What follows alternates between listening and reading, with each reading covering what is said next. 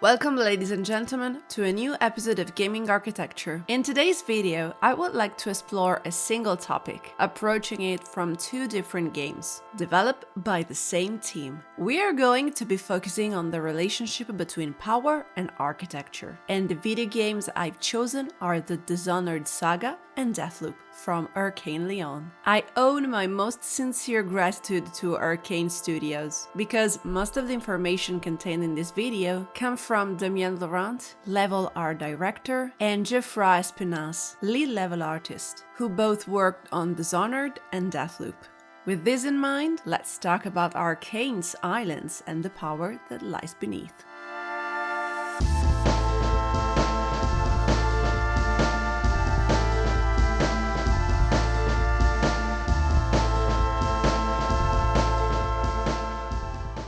Power is an ancestral element of humankind. Since our dawn and through the centuries, all civilizations establish social hierarchies, feeling the urge to physically manifest power of any kind, political, economical, or spiritual. It goes without saying that architecture has always been a tool of privilege, entrusting the greatness of emperors, bankers, and popes on this artistic and crafty knowledge. Dishonored is full of characters of this type, with few narrative differences. A brutal revenge to carry on, a long list of scoundrels to kill, and an unimmeasurable pleasure doing it. These assumptions are simple but effective, building an engaging and believable story. Engaging enough to push me into knocking Emily off the tower at the end of the first Dishonored. In my defense, it looked like a good idea. When I saw her return in the sequel, I wasn't happy at all, but luckily I changed my mind. The more I played Dishonored 2,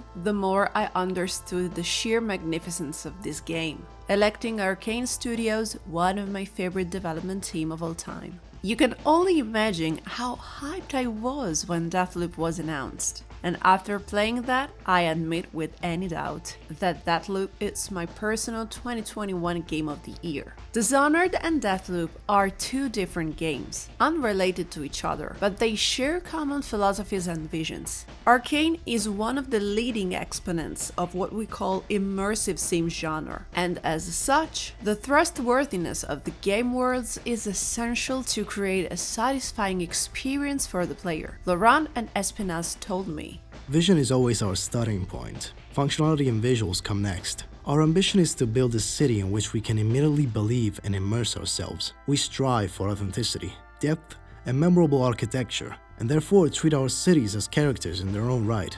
This allows us to have a credible anchor that engages the player with familiar elements. We then work in successive layers, starting with the foundations, geography and population, and not neglecting any of these stages to secure our construction logic." Geography and demography are the two main axes on which the team had moved during the development of Dishonored and Deathloop. On the geographical level, developers ask themselves about the climate, the topology of its terrain, the natural specificities that pre-exist on its location, etc. On the population level, they instead define the roots culture of the population, but also their customs and ultimately density, reasons and ways that lead people to settle in that place, type of industry, port cities, trading, mining, etc., and how they adapt to the natural specificities, which will impact the architecture and the urbanism as said. This is a formula that helps to provide a strong realism to the words of Arkane. Although clearly Gristol, Serkonos, and Blackreef are all places belonging to the fiction's world. All these considerations ultimately lead the developer to identify strong urban themes and develop it in a most exaggerated way, to go beyond the simple emulation of a city that inspired them. The aim of Laurent, Espinasse, and all of the team is to make the city iconic and identifiable at its first glance, as a signature of their artistic direction. We can count on a kind of constantly boiling broth of ideas between narrative, design, and art that feed off each other to push the craziest ideas deep, and make sure they always fit believably into the fiction, and serve the game experience accordingly. This is how we come up with the idea of the silver dust storms in the heights of Karnaca, or the concept of the Clockwork Mansion. Applying this view to the development of the first and second Dishonored, interesting details emerge from Laurent and Espinass's account. Dunwall draws its inspiration from the great Anglo-Saxon city of Europe, particularly London and Edinburgh. It evokes these cities of the old continent full of history, where the presence of the royal family and the clergy is indeed prevalent. When they imagined Karnaca, the goal was offering a different experience, the opposite of what the player had already seen in Dunwall. Arkane wanted to get away from the dark Victorian atmosphere that had become a sort of cliché with Dishonored, bringing a change of scenery and contrast. So they look at the southernmost point of the Dishonored world, and Karnaca on the island of Sarkonos was a natural choice. Karnaca is a much less secular city than Dunwall, where the climate and the natural resources of the island had a direct impact on the architecture.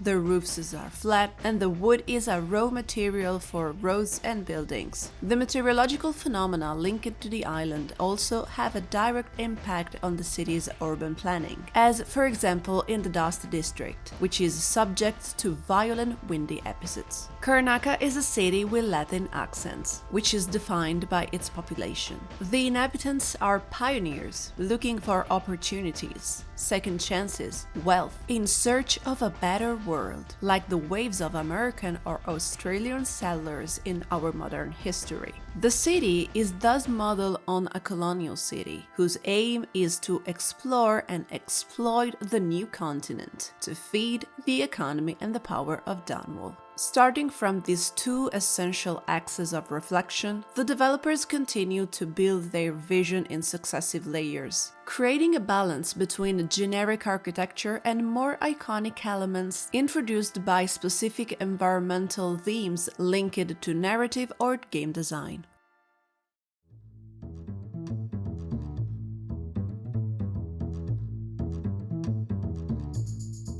If Dunwall is the political and aristocratic hub of the empire, Karnaca is the lively capital of the south, distinguished by a totally different weather and social climate. But it's the observation of the relevant architecture present in Dunwall and Karnaca that bring out the most interesting reflection of all: the different distribution of power and the different elite social composition. Dunwall isn't only the largest city on the island of Bristol, but also the empire's capital. Central politics is administered here by the highest political office, the Empress. Except for the imperial stronghold, the common citizens populating the city of Dunwall are occupying a specific place in the urban fabric, depending on social position. Most people, poor people, live in low-rise buildings, if not in makeshift buildings.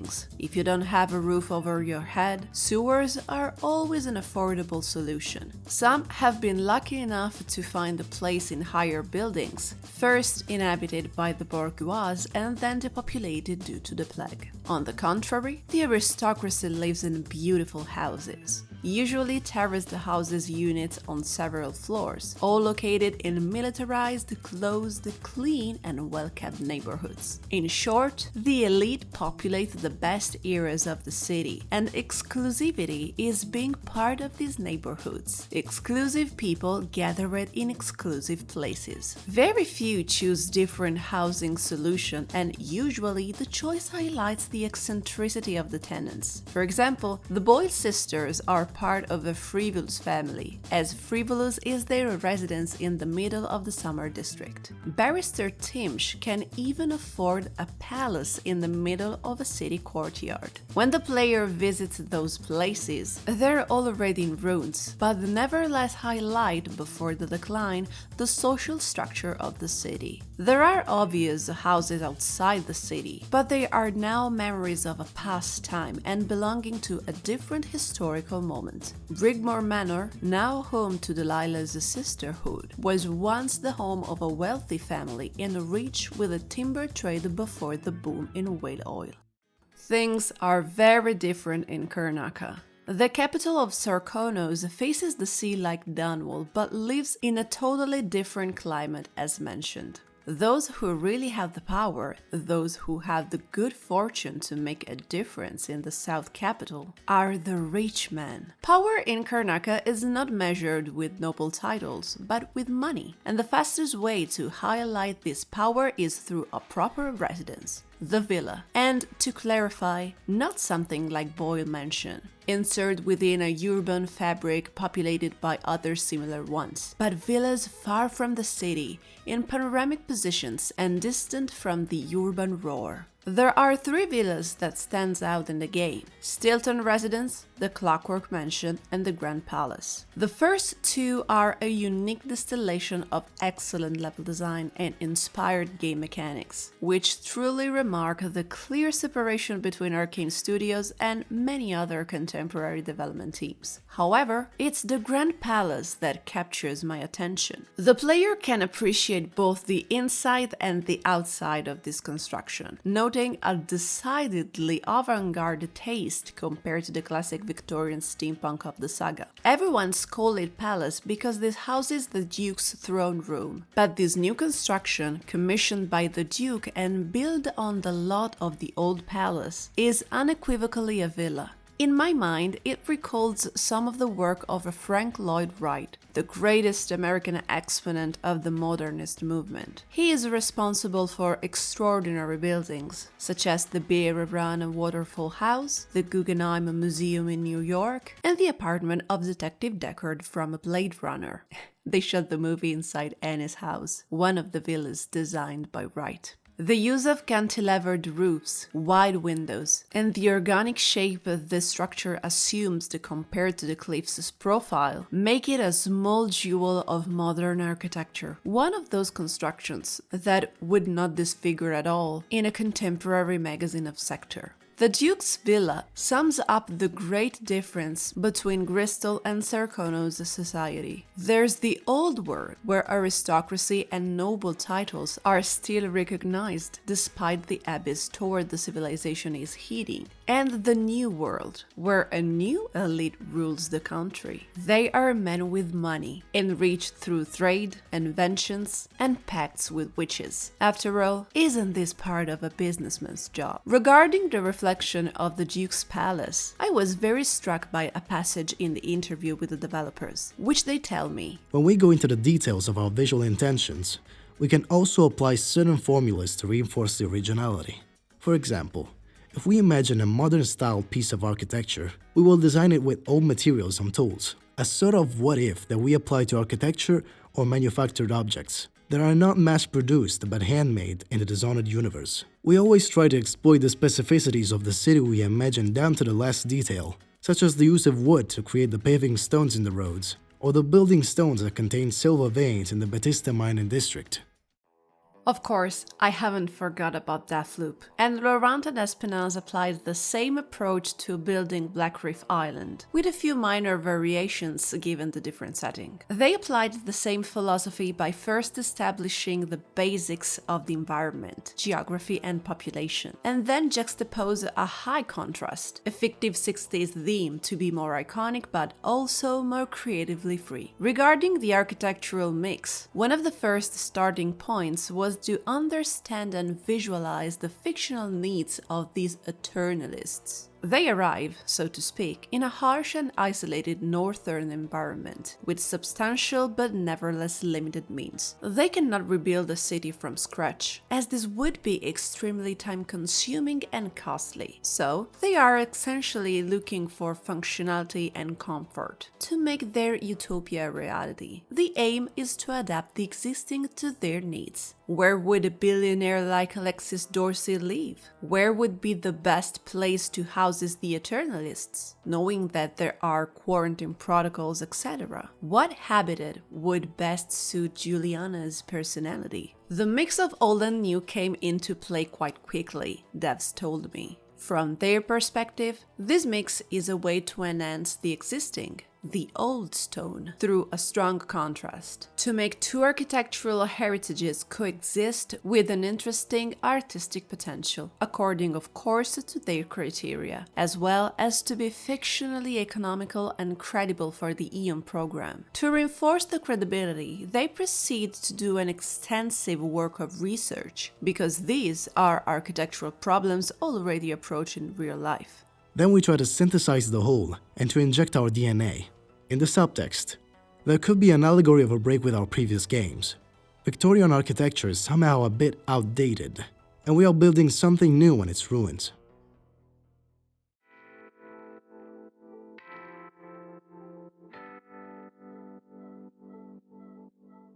We've talked so far about how power is expressed in the game world through artistic and visual choices. But power isn't something that we can just simply visualize in Arkane's games. Even the player becomes powerful, and this aspect must be addressed on two different fronts. Power as a strategic control of the environment, and how the powers, the abilities of Corvo, Emily, Colt, and Juliana affect the game experience. In Dishonored and Deathloop, the player can feel their power, their domination over the environment, but in two different ways. In Dishonored, the player tends to feel powerful and in control when reaching a strategic position, usually an elevated point, taking advantage of the verticality of the map. In Deathloop, the more the player knows the map, the entry points of tunnels, the positions of turrets, secret passages, etc., the more they gain control and power. A personal belief supported by my experience with the multiplayer mode with Juliana. Knowing the map increases the chances of eliminating other players. And if we're talking about power, we obviously can ignore the Outsider's mark and Deathloop's slaps, because abilities heavily impact navigability and game strategy. So, how did Arkane build the synergy between abilities and level design in Dishonored and Deathloop? Here's what the developers had to say about it.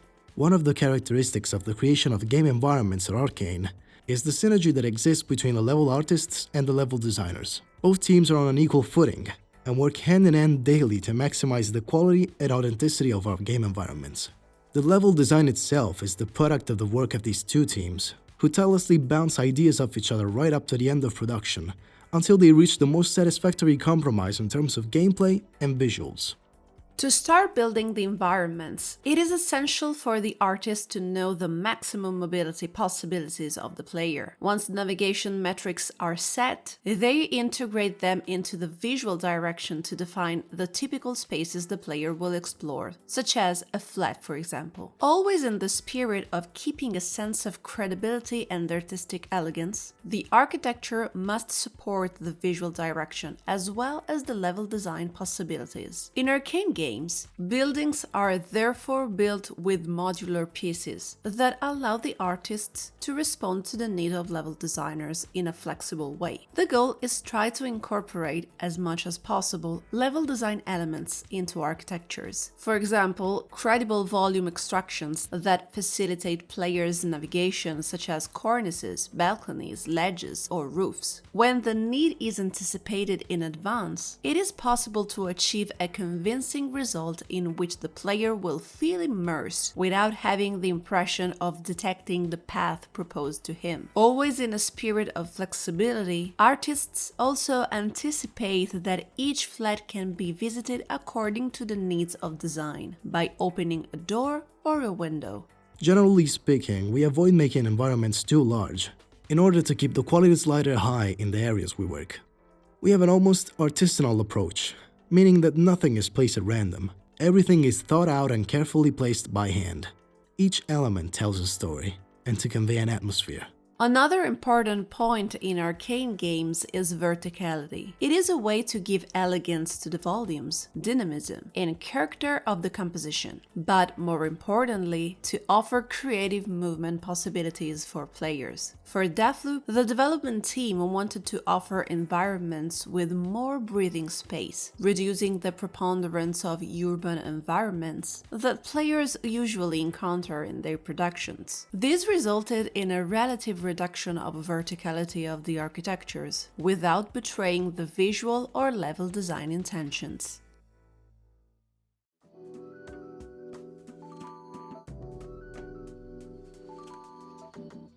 About this aspect, I had the opportunity in the past months to talk about it with Dinga Bakaba during 2 interviews I did for the Italian magazine I work for, Multiplayer.it. The first when Deathloop was releasing, and after during the Fun and Serious Festival in Bilbao. Bakaba himself told me about the choice to create a slightly larger map for Deathloop, with lower profile buildings. As a Dishonored veteran playing Deathloop, I easily visualize routes to navigate the map, but it took me a while to learn how to orient myself well and remember every single change in each area for every hour of the day. It is a process that makes navigating Black Reef as challenging as exploring Dishonored's levels, but in a decidedly different way. Another interesting thing that Bakaba told me was the great work done by the team on Colt's point of view, intended as camera view done for Deathloop. One of the biggest problems developing a first-person game is the player's habit to keep a low camera angle. It makes me smile, and I told this even to Laurent and Espinaz, because I'm constantly looking at my feet when I play an FPS. The inspiration to solve this problem comes from Halo 3 and how Bungie worked for that title, Bakaba said. However, this reminds me of my days at Architecture University, when my professor of architectural composition said, "When you're visiting a city for the first time, look up." I took the suggestion, doing that also in video games and starting right with Dishonored. On this, game design and architectural design match their intents. So I was curious to know how developers exercise their power in the game action, directing the player's attention, keeping in mind that Deathloop lacks the mission brief part in the form of cutscenes and dialogues that instead Dishonored had, provided by Billy Lurk. Poor Colt just get roasted by Juliana. It's the Colt show from now on.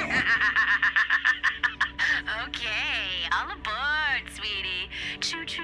I said Colt show, not Colt. Fuck it. Capturing and directing the player's gaze is of primary importance in the design of our levels, even more so when you consider the principles of the immersive sim genre that govern the design of our games.